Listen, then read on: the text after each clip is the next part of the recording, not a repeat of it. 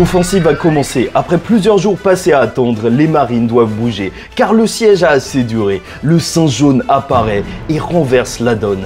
Car une fois qu'une des plus grandes puissances de la marine arrive, les cartes sont totalement rabattues. Yonko vs Amiral, on y est enfin la fin de ces débats interminables. Merci Oda d'éclaircir tout ça dans les prochains chapitres. Et bien sûr, beaucoup de petites théories. Allez, on en parle.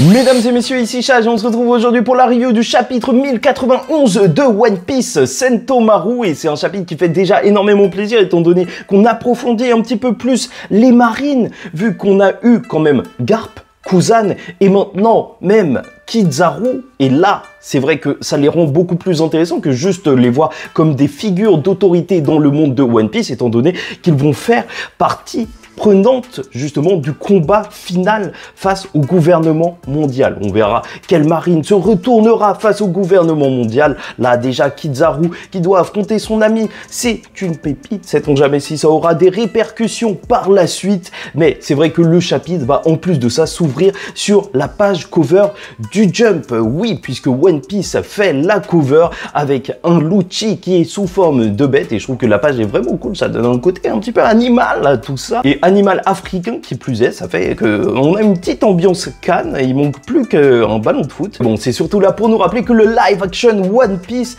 est en cours sur Netflix, et que donc Oda ne sortira pas de chapitre la semaine prochaine. Il veut absolument nous obliger à regarder l'épisode, hein.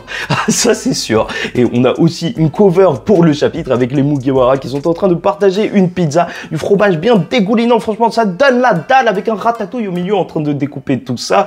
Ok, mais plus que ça, ce qui est assez intéressant, c'est de voir quand même ce goéland qui semble assez vieux, qui essaye de chourer quelque chose, on dirait. Et en plus, vu qu'on ne voit pas Nico Robin, est-ce que ça voudrait dire que Saturne va voler Robin au Mugiwara? Peut-être bien. Encore. Et je ne pense pas, puisque c'est sans doute juste une cover, mais bon, toutes les théories les plus folles, ça y est, c'est l'ouverture à chaque fois qu'on a une nouvelle color spread de One Piece. Donc, passons directement à la review du chapitre, avec pour premier sujet les armes bêtes, pas intelligentes, mais bestiales, donc, et une théorie sur l'ancien royaume, puisqu'on va retrouver les pacifistas qui, sous ordre de Sentomaru, attaquent les navires de la marine une fois que Kizaru a décidé de bouger lors du dernier chapitre. Et bien sûr, ça fait d'énormes dégâts et les marines répondent en tirant des boulets de canon. Sauf qu'il faut juste se replacer ça en tête, ils sont en train de bombarder leur propre île. Tu vois que, franchement, ça n'a absolument aucun sens, et ça a du sens dans un certain sens aussi. Ouais, ça, on commence à s'y perdre un petit peu. Qui est réellement l'ennemi? Est-ce que c'est moi l'ennemi de moi-même? Ouais, peut-être bien. Mais ce qui m'aura vraiment marqué, et ce que Oda tente de nous faire remarquer, c'est bien sûr les bêtes de Vegapunk, avec cette double page juste magnifique où tu les vois même détruire des navires de la marine. Je vous rappelle qu'il y a quand même 10 fois la puissance des Buster Call en termes de navires ici pour tout détruire. Heureusement qu'il y a ces créatures pour protéger donc l'île de Vegapunk. Et c'est vrai que ces créatures, en les voyant, j'ai été obligé de penser, bien sûr, au roi des mers, étant donné que c'est sûrement donc pour les mimer que Vegapunk les a créés. Ces créatures qui sont contrôlées par Poséidon et qui peuvent aussi détruire le monde, si on les utilise bien. Je ne sais pas comment Shirahoshi les utilisera à l'avenir, mais ce qui m'a frappé, c'est que, bien sûr, la petite théorie, peut-être que je vais trop loin. Donc, ce qu'on nous a expliqué depuis le début, c'est que l'île d'Egghead n'est pas l'île du futur, mais l'île du passé. Et ça, c'est assez intéressant, étant donné qu'on voit que dans le futur, ils ont créé des armes, donc, qui ressemblent au roi des mers. Et peut-être bien, je dis bien, que l'ancien royaume aurait créé les rois des mers. Je sais que ça part un petit peu trop loin, mais en soi, vu qu'ils maîtrisaient plus ou moins une grosse technologie, et que même dans le futur, ils maîtrisent une technologie de clonage, le facteur de linéage, est-ce que ce serait possible donc que ces créatures, les rois des mers, aient été créées par l'ancien royaume, et que donc même Shirahoshi, le fait qu'elle puisse les contrôler, c'est dû à un facteur de linéage ou je sais pas quoi? Je sais pas, c'est l'île du passé en réalité. Vegapunk ne fait que mimer ce qu'il s'est passé lors de l'ancien royaume. Donc, ouais, je sais que je vais loin, vu qu'il y a déjà eu la théorie sur le cola qui était l'énergie de l'ancien royaume, mais non, je pense que je vais m'arrêter là. Bon, bien sûr aussi, du côté des vice-amiraux, on va les avoir qui vont affronter les pacifistas, et ça, c'est génial. Il faut toujours se rappeler que les pacifistas ne sont pas simplement des armes faibles, non, pas du tout. C'est quand même des armes qui, par le passé, avant leur nouvelle version, déjà combattaient les supernovas et pouvaient rivaliser avec eux. Et c'est peut-être même les armes et les êtres les plus puissants qui se trouvent dans Grand Line. Pas dans le Nouveau Monde forcément, mais en tout cas dans la première partie de Grand Line, c'est possible que tout le monde a peur des pacifistas et pas forcément des marines, vu que leur nouveau quartier général se trouve donc dans le Nouveau Monde. Voilà, et c'est un petit peu triste parce que on a beau voir Shin Doriano ou je sais pas quoi avec son bras qui fait référence au film Z et qui se bat, même la fille qui est plutôt cool, hein, on va pas se mentir, bah, les vice-amiraux je m'en fous. Oui, encore une fois, Oda il faut qu'il fasse vraiment quelque chose pour me les rendre intéressants, comme Ibari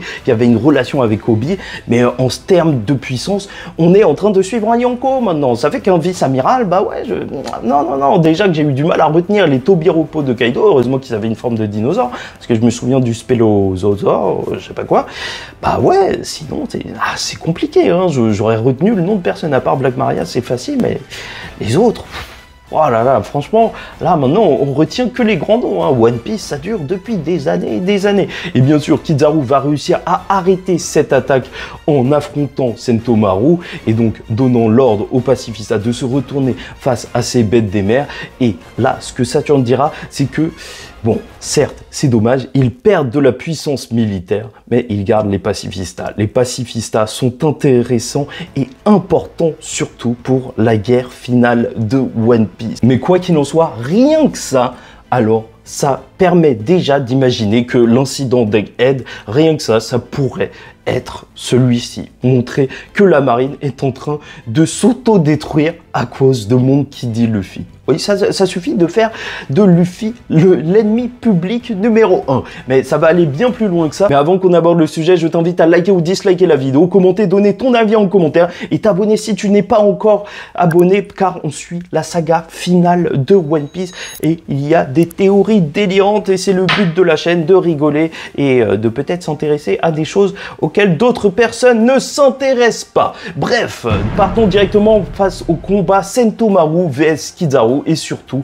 les larmes de Vegapunk et surtout son haki. Je pense que c'est ça qui va faire justement la force de ce chapitre, nous montrer que Kizaru a peut-être la défense ultime, puisqu'on retrouve le docteur Vegapunk qui est donc en train d'essayer de craquer le dôme, qui les protège à la fois des attaques de la marine, mais qui en même temps donc les empêche de s'enfuir. Après, comme je vous l'ai dit la semaine dernière, alors ça pourrait peut-être tout simplement se résoudre avec de la bouffe qui serait donnée aux satellites, mais bref, la défense impénétrable de Sentomaru est donc face à Kizaru, enfin l'autoproclamée défense impénétrable de Sentomaru, puisqu'il va être envoyé hyper loin et il va se prendre le Yasaki no Magatame, donc la pluie de lumière. Et c'est là que ça va devenir intéressant parce qu'on va vraiment voir que Sentomaru est un homme d'honneur et s'il se bat là, c'est car il a donné sa parole à Luffy, mais plus que ça, c'est parce qu'il en doit une au docteur Vegapunk et il est même prêt à affronter ses camarades, à affronter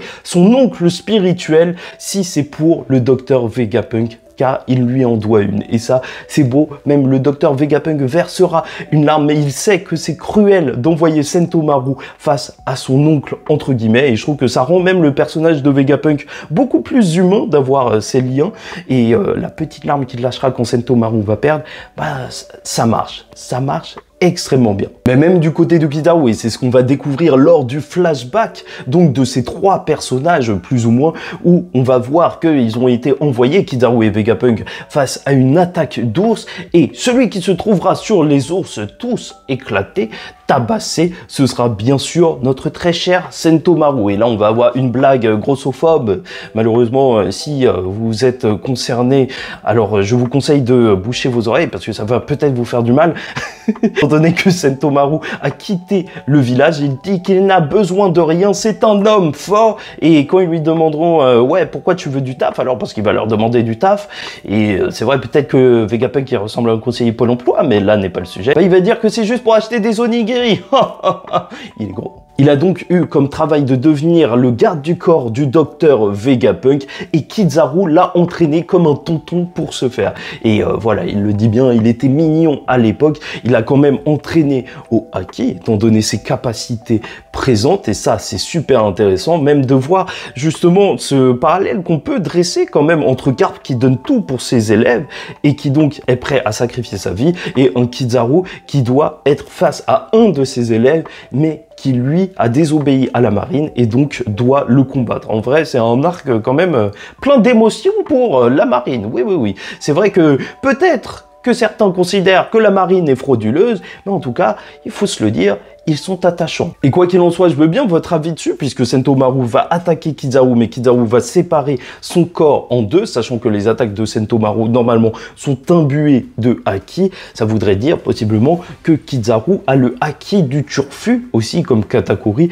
pour utiliser son corps afin d'esquiver ses attaques. Je ne sais pas ce que vous en pensez, mais je pense qu'un amiral de la marine peut possiblement obtenir et a peut-être donc à chaque fois les formes du haki supérieur. Après le haki des rois, ça j'en parle pas, ça je sais pas. Bref, le haki de Sentomaru est sûrement considéré comme puissant, étant donné que en vrai c'est quand même un des personnages qui nous a introduit aux bases du haki. Il a été entraîné par Kizaru, mais plus que ça, quand on se pose et qu'on se dit c'est vrai en fait, si lui dit qu'il a la défense la plus forte du monde et que ensuite dans ce clash final c'est Kizaru qui dira que en fait sa défense n'a pas à pâlir et qu'il enverra valser Sentomaru, bah, je me dis juste que en fait la défense la plus forte du monde, ça veut peut-être dire que c'est celle de Kizaru. En même temps, Sentomaru il n'a pas l'attaque la plus forte du monde, donc ce serait bref. En gros, Kizaru, là, je trouve ça intéressant parce que plus que de la vitesse, peut-être que en fait, son attribut particulier serait d'avoir une défense extrêmement puissante. Et franchement, ce serait bien que Kizaru soit connu pour autre chose que d'être le singe jaune pisseux, puisqu'il s'était pissé dessus devant Ben Beckman. Quelle humiliation! Au-delà de ça, je trouve ça magnifique comment l'arc d'Egghead peut nous donner foi en la future marine, avec un Kobe qui s'est sacrifié pour le peuple, sauvé par Garp bien évidemment, mais aussi là un Sentomaru qui lui aussi suit sa propre voie et va à l'encontre des ordres de la marine, et ça n'envisage que du bon pour la suite de la marine. Même si les ordres sont mauvais, cette fois ils ne les respecteront pas. La nouvelle génération arrive, même si elle se fait défoncer pour l'instant. Quoi qu'il en soit, je tiens à le dire, même si ça intéresse pas réellement les analystes One Piece, bah graphiquement je trouve que en fait les effets de lumière dans les combats de Kizaru marchent extrêmement bien avec ces contrastes à plat noir qui sont exceptionnellement beau. Bon, bref, passons au combat Luffy vs Kizaru et Zoro vs Rob Lucci. Et surtout, la puissance de Luffy qui aurait atteint celle de Riley, Seigneur des Ténèbres. Puisque l'arrivée de Kizaru marque le fait que la situation a totalement changé. Si avant, ils étaient dans une situation d'entre-deux, une situation de siège où les choses n'avançaient pas, maintenant qu'il est là, et puisqu'il peut passer à travers le dôme de protection et qui bloque même donc le docteur Vegapunk et les Mugiwara, alors ça veut tout simplement dire que tout le monde doit être en alerte. Et franchement, on va voir une page juste magnifique de Kizaru qui va arriver à l'intérieur du dôme, et ça montre encore une fois à quel point l'univers de One Piece est grandiose, la splendeur de l'espace qu'a créé Oda. Franchement, ça m'a fait juste, encore une fois, rêver, et je pense que tous les fans de One Piece rêvent à ça. D'un jeu One Piece en monde ouvert où tu pourrais explorer toutes les îles, prendre un bateau, voyager et voir des espaces qui te feraient rêver, quoi. C'est aussi ça, One Piece. C'est de la beauté. Bon, bref, il aurait aimé protéger Sentomaru, mais les ordres de Saturne sont clairs. L'élimination du docteur Vegapunk est une priorité, et c'est là que les conflits vont entrer en jeu avec Mugiwara no Luffy. Mais puisque Kizaru est là, Lucci va commencer à attaquer le docteur Vegapunk, et c'est Stussy qui va s'interposer pour le protéger. Et là, j'entends déjà des personnes dire, et je l'ai vu, mais c'est terrible en fait, des personnes dire que Stussy est faible en réalité parce qu'elle s'est fait one-shot par Lucci. Sauf que, mais c'est une dinguerie en fait. Là, c'est un coup par surprise. Encore une fois, il faut pas tout confondre, hein. Les coups par surprise, ce n'est pas du tout un rapport de puissance qu'on peut établir par rapport à eux. C'est comme si je disais que le mec du CP0 qui a retenu Luffy en Gear 4 face à Kaido, bah lui aussi il était du niveau de Luffy, ou tu vois, à moitié au niveau de Luffy, ou je sais pas quoi, tu vois, ça part trop loin. Non, c'est juste une attaque surprise. Est-ce que le fils chauve de Barbe Blanche à son niveau parce qu'il a poignardé? Mais pas du tout, c'est n'importe quoi. Et il est chauve, et sa coupe est ridicule, il faut qu'il se rase le crâne, mais là n'est pas le sujet. Squalo, c'est comme ça qu'il s'appelait. Pour en revenir au cast aussi, j'aime beaucoup cette ambiance où il faut réellement protéger le docteur Vegapunk. Tu vois que c'est une personne importante du monde de One Piece, quand de tous les côtés, du côté du gouvernement mondial avec le CP0, ou même de la marine avec Sentomaru, tout le monde est prêt à le protéger, car plus que d'être un scientifique, c'est surtout une personne qui aura été peut-être généreuse à un moment de sa vie. Pour l'instant, on dirait juste un scientifique fou, mais avec des liens avec d'autres personnages, et ça, c'est juste génial. Un arc vraiment d'exfiltration pour le docteur Vegapunk. Il faut sauver le soldat, le scientifique Vegapunk. Dans l'arc est vraiment bon, et après je vais pas te mentir, c'est vrai que c'est un peu honteux pour les Mugiwara quand même d'avoir presque perdu le docteur Vegapunk. Hein. Ils auraient perdu le docteur Vegapunk comme ça, mais la honte, hein. Yonko te protège et c'est comme ça que tu meurs. C'est ouf. Heureusement que Zoro va commencer à s'interposer face à Rob Lucci. Et là, c'est quand même un combat qu'on attendait. Il a été prouvé que Luffy est notamment largement supérieur à Lucci. Et il est maintenant temps de montrer la force de Zoro en tant que second de Yonko. C'est vrai qu'il est temps pour Zoro d'affronter les boss à lui tout seul, comme il avait fait sur l'arc de l'île des hommes poissons. Franchement, c'est génial quand le second commence à tabasser le capitaine comme ça. Ah, tu sens que l'équipage a level up, que c'est plus du tout le même niveau. Et même du côté de Sanji, franchement, il a été un GOAT ultime. Avant même que le combat ait commencé, il a réussi à le terminer en prenant le pistolet bulle et en fermant Kaku juste d'un coup. Et je me demande si par la suite, en réalité, si Lucci c'est devenu ce genre de personnage qui revient par la suite juste pour montrer l'évolution de puissance des personnages, est-ce que ça veut dire que la prochaine fois qu'on le verra, ce sera Usopp qui va se charger de lui? Ce serait marrant, hein, je vais pas te mentir. Dans tous les cas, la parole qui commencera à semer le doute dans le cœur des pro-amiraux, pro-Yonko ou je sais pas quoi, sera que Rob Lucci le dit. Maintenant qu'un amiral de la marine est là, maintenant que Kizaru est là, et que lui est ici, donc Rob Lucci, alors ils ne pourront plus s'échapper. C'est la mort qui les attend. Et ça, c'est quand même plutôt gros étant donné qu'il a affronté Luffy en Gear 5. Bon, ça se voit que Luffy n'était pas réellement à fond, et en même temps, est-ce que tu sais quand Luffy il est à fond en Gear 5? Parce que j'entends des gens dire ça, mais en vrai, il est tout le temps en train de se marrer, donc je sais pas quand il est réellement sérieux, ou peut-être qu'il est sérieux quand il rigole, hein. C'est le Gear 5, c'est Nika, bien évidemment, Joy Boy est là. Donc, bref, terminons sur le sujet Kizaru et Luffy, puisqu'on va les voir dans un affrontement lors de cette dernière page où ils vont se clasher. Mais arrêtons-nous sur le sujet Kizaru, parce que c'est quand même un move de boss qui vient d'arriver. Kizaru a été envoyé sur l'île ennemie à lui tout seul pour réussir à récupérer les armes de la marine, pour éliminer le docteur Vegapunk. Ça en dit long sur la puissance d'un amiral de la marine. Une puissance qui rappelle des mauvais souvenirs à Robin, Brook et Usopp, qui se disent que, en fait, oui, ce qui s'est passé à Shark Body a traumatisé l'équipage, bien entendu. Même Usopp qui dira à Luffy de s'enfuir. Mais justement, désormais, Luffy a un niveau de Yonko. Luffy est un des 4 empereurs des mers, et c'est pour ça qu'il ne fuira pas. Il ira directement au contact avec Kizaru, un gros kick comme l'avait fait Riley avant lui. Il le dira maintenant, il est 100 fois plus fort qu'auparavant. Ils sont 100 fois plus forts qu'auparavant. Usopp 100 fois plus fort, est-ce que ça fait beaucoup? Bon bref, on va arrêter de vanner Usopp. Et donc déjà, ce qui est intéressant, c'est qu'on peut se dire que Oda a tenté de nous faire passer un message avec les 100 fois plus forts qu'auparavant, puisque c'est très exactement ce qu'avait dit Shaka, donc sur Riley. Il était 100 fois plus fort que les Mugiwara. Donc, est-ce que ça veut dire que Luffy a maintenant atteint le niveau du Seigneur des Ténèbres vieux? Bah peut-être bien, et sûrement que c'est le cas, parce que c'est un Yonko. Et ça, c'est encore une fois juste magnifique. Pour vous rappeler un petit peu ma position, parce qu'en fait, je m'en fous un petit peu de ce débat pro-Amiro, pro-Yonko, et de toute façon, on aura la réponse dans quelques semaines de la part d'Oda. Merci à lui d'enfin arrêter. On verra si Ryo Sensei est une fraude.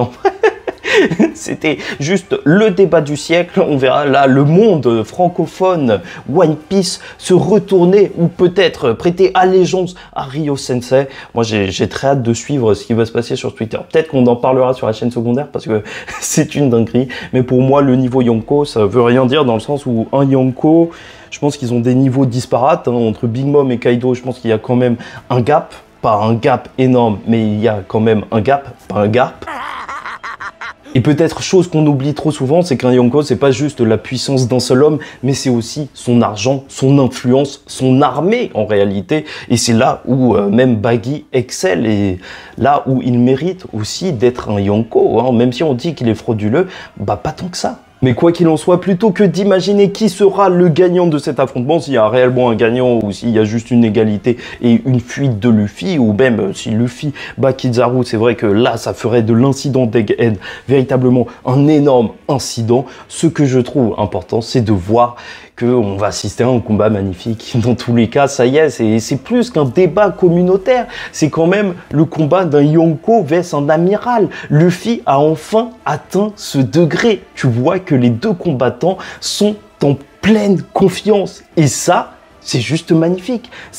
Ça me hype, alors que Garp a affronté Aokiji, donc le grand-père, et son petit-fils Luffy affronte le singe jaune. Peut-être qu'on va avoir Dragon face à Kaido, tu vois, la théorie la plus folle que tu as entendue. Ou...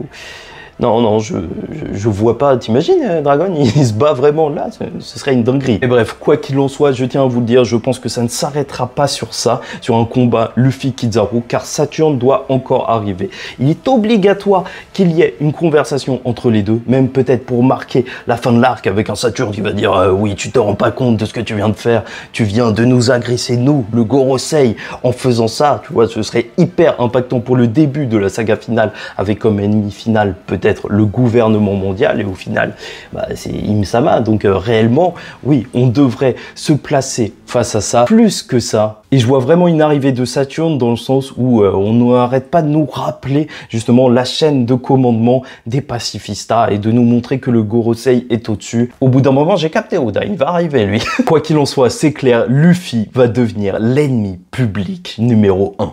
Et globalement, le chapitre 1091 de One Piece est une annonce du Yonko Monkey D. Luffy. Le parallélisme atteint son paroxysme. Bull, Pacifista, Marine, Sentomaru, mais surtout l'arrivée de la haute instance de la justice. Une des 3 plus grandes puissances de la marine croise une nouvelle fois la route des Mugiwara. Bien décidé à accomplir sa mission, ne reculant devant rien, ami comme ennemi, car sa mission est d'éteindre une lumière de ce monde. Le docteur Vegapunk doit tomber. Sauf que le scientifique est sous la protection du Mugiwara. Et cette fois, Luffy ne fuira pas. Cette fois, Luffy l'affrontera. Car ce n'est plus un jeune supernova qui se dresse face au singe jaune, mais bien un des plus grands pirates.